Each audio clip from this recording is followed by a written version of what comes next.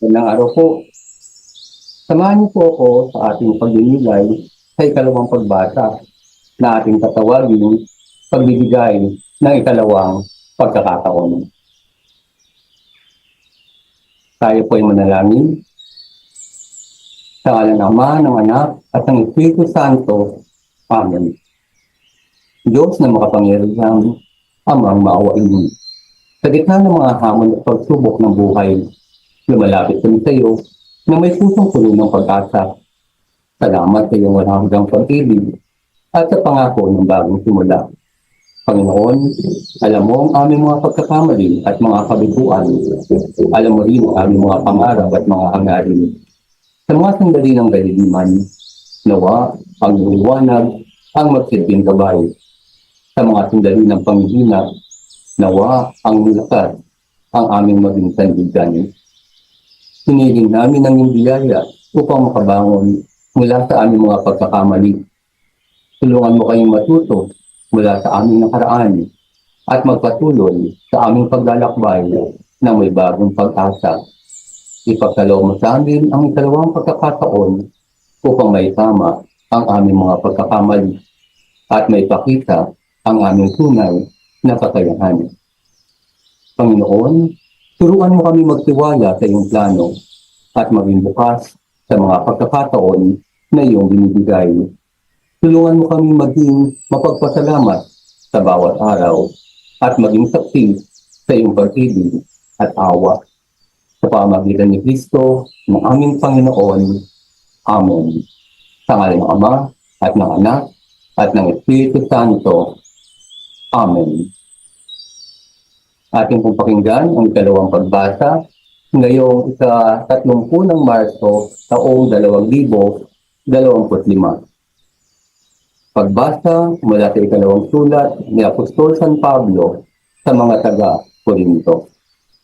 Mga kapatid, ang sinumang nakipag-isa kay Kristo ay isa ng bagong nilalang. Wala na ang dating pagkatao. Siya ay bago na. Ang Diyos ang gumawa ng lahat ng ito. Sa pamamagitan ni Kristo, ibinilang niya akong kaibigan, di na kaaway. At hinilang niya ako upang panumbalikin sa Kanya ang mga tao. Ang ibig kong sabihin, ang tao ay binibilang ng Diyos na Kanyang kaibigan sa pamamagitan ni Kristo. At nililimot na niya ang kanilang mga kasalanan. At pinagkakatiwala niya sa akin ang balitang ito.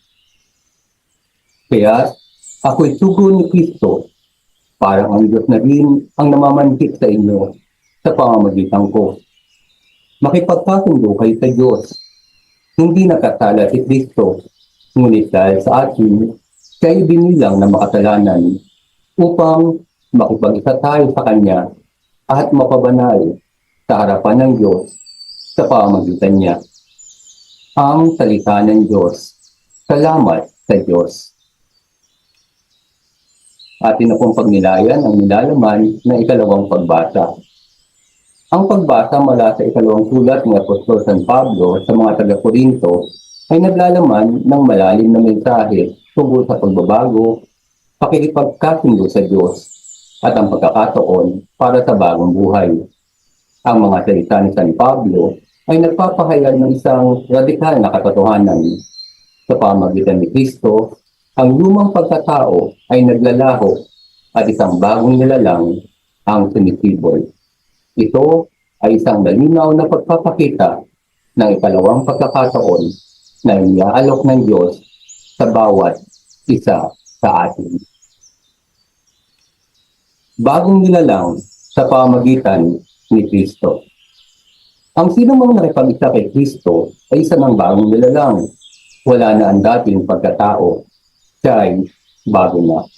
Ang pahayag na ito ay nagpapakita ng kapangyarihan ng Diyos na baguhin ang ating buhay. Hindi tayo nahayaan ng Diyos na manatili sa ating mga pagkakamali. Sa pamamagitan ni Kristo, meron tayong pagkakataon na magsimula muli. Ito ay nagbibigay ng pag-asa na ang mga dating gawin, ang mga dating pagkakamali ay maaaring mapalitan ng bagong pagkatao. pakikipagkasundo sa Diyos. Sa pamamagitan ni Kristo, ibinilang niya akong kaibigan, di na kaaway, at hinilang niya ako upang panumbalikin sa Kanya ang mga tao. Ang Diyos ay hindi na nanatiling galit o nagtatanim na sama ng loob. Sa pamamagitan ni Kristo, niaalok niya ang pakikipagkasundo. Ito ay isang malinaw na pagpapakita ng Kanyang awa at pagmamahal. Ang pagiging sugo ni Kristo ay isang malaking responsibilidad. Ngunit ito rin ay isang pagpapakita ng tiwala ng Diyos sa atin. Pagpapatawad at pagtanggap. Ang tao ay binibilang ng Diyos na kanyang kaibigan sa pamamagitan ni Kristo at nililimot na niya ang kanilang mga kasalanan. Ang Diyos ay handang kalimutan ng ating mga kasalanan. Ito ay isang malinaw na pagpapakita ng kanyang pagpapatawad. Ang pagiging makasalanan ni Kristo ay isang malaking sakripisyo upang tayo ay mapabanal sa harapan ng Diyos. Panghihikayat sa pakikipagkasundo. Kaya't ako'y sugo ni Kristo, parang ang Diyos na rin ang namamanhik sa inyo sa pamamagitan ko. Makipagkasundo kayo sa Diyos. Ang panawagan ni San Pablo ay isang panawagan ng pag-asa. Ito ay isang paanyaya na tanggapin ang ikalawang pagkakataon na iniaalok ng Diyos. At para po sa ating mga tanong, para sa personal na pagninilay, sagutin po natin ang sumusunod. Paano ko nararanasan ang pagiging bagong nilalang sa pamamagitan ni Kristo?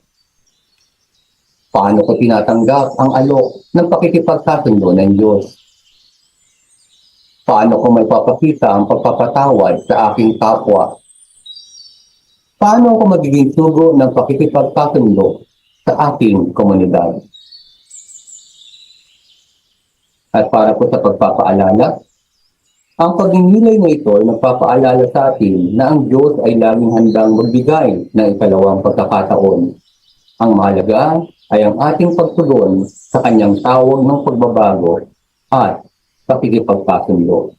Nawa ay patuloy tayong kaawaan ng Diyos na lumikha at patuloy tayong gabayan sa ating paglalakbay, sa ating buhay, pananampalataya.